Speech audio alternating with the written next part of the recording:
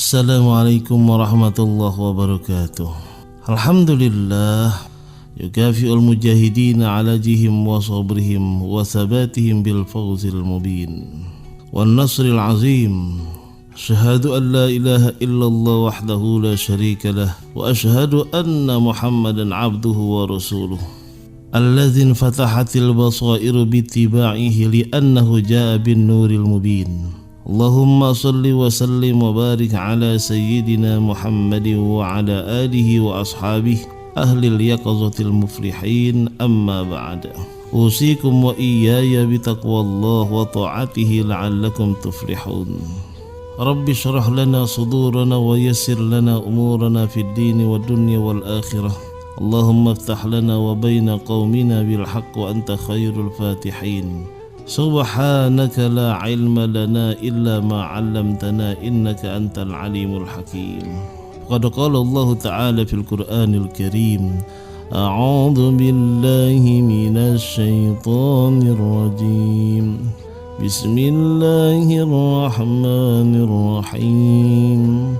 Alam tara kaifa fa'ala rabbuka bi ashabil fil alam yaj'al kaydahum fi tadlil wa arsala 'alayhim tayran ababil tarmihim bihijaratin min sijil faja'alahum ka'asfin ma'kul.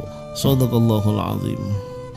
Sobatku, dimanapun kita berada di seluruh Indonesia bahkan mancanegara, kita panjatkan puja dan puji serta syukur kita kepada Allah Subhanahu wa ta'ala yang telah memberikan kita aneka macam nikmat cara ragam rahmat yang luar biasa banyaknya. Ya Allah, jadikanlah semua aneka macam nikmat-Mu ini ya Allah semata-mata untuk taat dan ibadah kepada Engkau. Begitu pula salawat dan salam kepada manusia tersayang, insan budiman, Nabi akhir zaman, junjungan alam Nabi besar Muhammad sallallahu alaihi wasallam. Ya Allah, jadikanlah hamba semua menjadi umat Nabi Muhammad sallallahu alaihi wasallam yang akan mendapatkan syafaatul uzmah insyaallah. Sobatku, kita membaca suratul Fatihah yang kita niatkan sebagai doa. Ya Allah, berilah hamba keselamatan, kebahagiaan, kesuksesan dunia sampai ke negeri akhirat. Jadikanlah keluarga hamba keluarga yang sakinah, mawaddah, warahmah. Anak-anak hamba ya Allah, jadikanlah mereka anak-anak yang soleh dan solihah, yang berbakti kepada hamba sebagai kedua orang tuanya, taat kepada Allah dan Rasulnya, mencintai Al-Qur'annya. Luaskanlah rizki hamba yang halal yang banyak yang penuh dengan berkah. Panjangkanlah umur hamba ya Allah dalam sehat dan ibadah. Matikanlah hamba dalam keadaan husnul khatimah. Ala hadhihi niyyah wa ila hadratin nabiyil mustafa Muhammad sallallahu alaihi wasallam. Al-Fatihah. A'udzu billahi minasy syaithanir rajim. Bismillahirrahmanirrahim. Alhamdulillahi rabbil alamin. Ar-Rahmanir Rahim.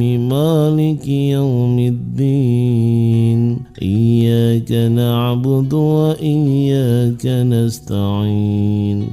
Ihdinas siratal mustaqim. Siratal ladzina an'amta 'alaihim ghairil maghdubi 'alaihim waladdallin. Amin ya rabbal alamin. Bismillahirrahmanirrahim. Sobatku pendengar setia sejuk di hati, Rasulullah sallallahu alaihi wasallam bersabda, inna awwala ma yuhasabu bihil abdu yaumal qiyamah min amalihi as-salatu. Inna awwala ma yuhasabu bihil abdu yaumal qiyamah min amalihi salatuhu. Sesungguhnya amal seorang hamba yang pertama kali dihisab dan diperiksa di hari kiamat adalah salatnya. Fa in salahat faqad aflaha wa anjaha. Apabila solatnya bagus maka dia senang dan beruntung. Wa in fasadat faqad khaba wa khasira. Jika solat fardunya ada yang kurang, tidak sempurna, Wa in fasadat faqad khaba wa khasira. Ada yang tidak sempurna, maka Tuhan yang maha mulia lagi maha agung berfirman, fa in intaqasa min faridatihi syai'an qala rabbu azza wa jalla unzuru hal li abdi min tatawu'in fayukammala biha man taqasa minal faridah.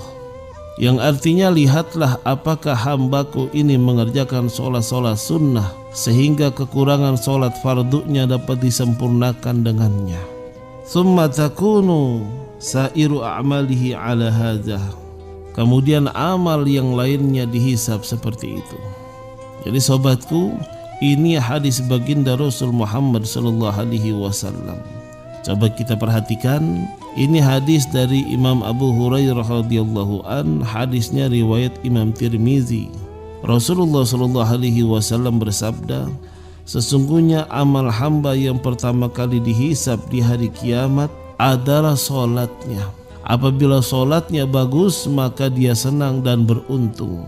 Namun apabila solatnya rusak, maka dia akan menyesal dan merugi. Jika solat fardunya ada yang kurang, tidak sempurna, maka Allah subhanahu wa ta'ala yang maha mulia lagi maha agung berfirman, lihatlah apakah hambaku ini mengerjakan solat sunnah sehingga kekurangan solat fardunya dapat disempurnakan dengannya. Kemudian amal yang lain dihisab seperti itu. Hadis riwayat Imam Tirmizi radhiyallahu an. Nah sobatku, ini perintah dari Allah subhanahu wa ta'ala melalui baginda Rasul Muhammad sallallahu alaihi wasallam. Jadi kita diperintahkan untuk melakukan kewajiban-kewajiban dengan sempurna. Kita diperintahkan juga untuk memperbanyak amalan-amalan sunnah agar bisa menutupi kekurangan amalan kewajiban-kewajiban yang kurang sempurna. Jadi amalan-amalan yang sunnah yang selama ini kita lakukan adalah untuk menutupi kekurangan amalan yang wajib. Dalam satu riwayat ada pendapat juga bahwa 1 rakaat wajib itu bisa ditutupi dengan 80 rakaat sunat. Masya Allah, banyak banget ya. 1 rakaat wajib bisa ditutupi dengan 80 rakaat sunat. Berarti kita harus banyak-banyak melakukan sholat sunnah yang banyak ini untuk menutupi kekurangan sholat fardu. Meskipun demikian, oleh karena Imam Syafi'i radhiyallahu an, dari dasar hadis ini pula, yaitu karena disinilah kasih sayang dari Allah subhanahu wa ta'ala, bolehnya mengqadha sholat menurut pendapat ulama-ulama Imam Syafi'i radhiyallahu an. Meskipun dalam hadis yang lain mengatakan la qada'a fi shalah atau qada'un fi shaum la qada'a fi shalah. Ada qada' dalam puasa tapi tidak ada qada' dalam salat. Tapi karena berdasarkan kesempurnaan daripada dalil-dalil yang ada, maka Imam Syafi'i dan ulama-ulamanya mempunyai komitmen bahwa ada qada' dalam salat selama kita masih hidup untuk menutupi kekurangan-kekurangan sholat yang pernah kita tinggalkan. Karena kalau tidak, berarti sholat kita banyak yang rusak. Masya Allah. Jadi memperbanyaklah melakukan qadha sholat. Habis sholat maghrib, qadha sholat maghrib. Habis sholat isya, qadha sholat isya. Habis sholat subuh atau sebelum sholat subuh kita mengqadha sholat subuh. Sholat zuhur kita mengqadha sholat zuhur. Terus takut-takutnya ada yang kurang sholat kita. Kalau kita sudah qadha disertai dengan taubat kita kepada Allah subhanahu wa ta'ala, insya Allah Allah ampuni. Mungkin satu saat Allah akan berfirman, unzuru hal li abdi min tatawu'in fayukammala biha man taqasa minal faridah. Lihatlah dulu apakah hambaku ini mengerjakan sholat-sholat sunnah sehingga kekurangan sholat yang fardunya dapat disempurnakan dengannya. Subhanallah. Sobatku yang Allah sayangi, ini masalah kesempurnaan dalam sholat ya. Menutupi sholat-sholat sunnah dapat menutupi kekurangan sholat-sholat yang wajib. Begitu juga dalam kita berjamaah. Apa esensi daripada jamaah tersebut? Taqaddamu fa'tammu bi wal ya'tamma bikum man ba'dakum la yazalu qaumun ya'takharuna hatta yuakhirahumullah. Hadis riwayat Imam Muslim. Rasulullah sallallahu alaihi wasallam dalam hadis Abu Sa'id Al-Khudri radhiyallahu an, Rasulullah bersabda, melihat para sahabat mundur ke belakang. Ya, jadi melihat para sahabat mundur ke belakang. Karena itu beliau bersabda, majulah dan ikutilah aku. Saf yang di belakangnya mengikuti saf yang depannya. Ada kaum yang selalu mundur, maka Allah memundurkan mereka. Jadi kita diperintahkan dalam hadis ini berlomba-lomba untuk mendapatkan kebaikan. Karena itu tidak layak dan kita hidup berleha-leha. Jadi tidak layak kita hidup berleha-leha. Nah, kira-kira jarak yang pantas antara shaf yang satu dengan barisan jamaah ya yang berikutnya adalah 1 meter untuk kita sujud, untuk kita ruku dan sujud, agar setiap shaf bisa melihat dengan baik gerakan shaf yang di depannya. Nah, sobatku yang Allah sayangi, berarti tendensi yang ada bahwa barisan dalam sholat itu menggambarkan kekompakan satu kaum. Karena kata Rasulullah, la yazalu qaumun yata'akharuna hatta yuakhirahumullahu. Jadi kata Rasulullah sallallahu alaihi wasallam, ada kaum yang selalu mundur, maka Allah memundurkan mereka. Hadis riwayat Imam Muslim. Jadi ketika itu para sahabat paling belakang nih, main belakang-belakangan dah, bukan main dulu-duluan gitu, main belakang-belakangan. Akhirnya Rasulullah menegurnya dengan hadisnya, ya, la yazalu qaumun yatakharuna hatta yuakhirahumullah. Ada kaum yang selalu mundur, maka Allah memundurkannya mereka, memundurkan mereka. Hadis riwayat Imam Muslim. Nah, sobatku, ini gambaran dalam kita setiap sholat berjamaah. Allah pun akan memundurkan kita kalau kita menunda-nunda atau memundurkan atau mencari barisan shaf yang belakang. Kita harus ngambil shaf bagian depan.